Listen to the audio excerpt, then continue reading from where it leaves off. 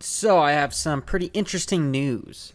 So cryptocurrency is supposed to be this decentralized way of exchanging money without banks. But because of the exchanges, how big they're becoming, Binance, Coinbase, Robinhood, there's plenty of them out there. They're going after charter banking licenses to essentially, if you can't beat them, join them. I know back in May, Coinbase had a meeting with U.S. regulators as far as on how to get a federal banking license.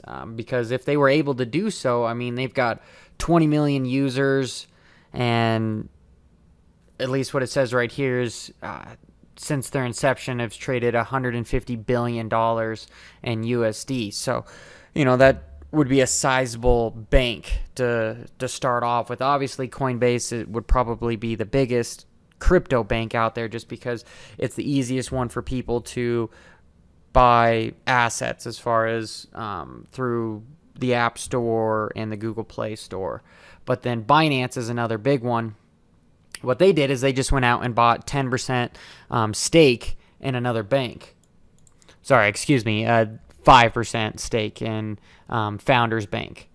So, and they go on to say that, hey, this will just help us get an actual banking license because, we own part of a bank.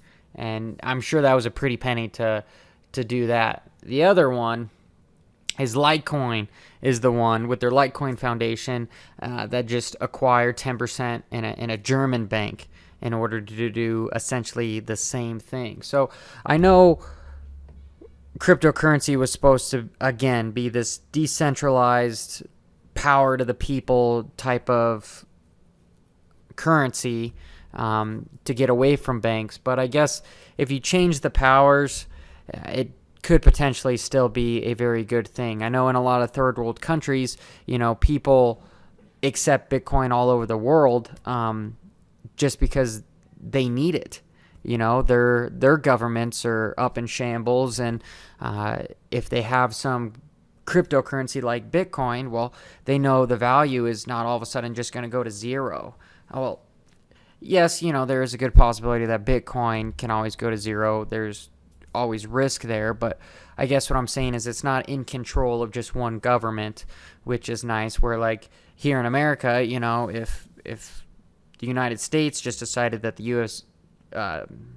United States dollar had no value whatsoever, well, our economy would implode.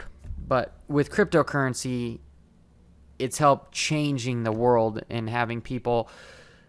I'm getting into all sorts of politics and bigger problems, but poverty and yada, yada, yada. But anyway, what do you guys think about these exchanges for cryptocurrency becoming banks?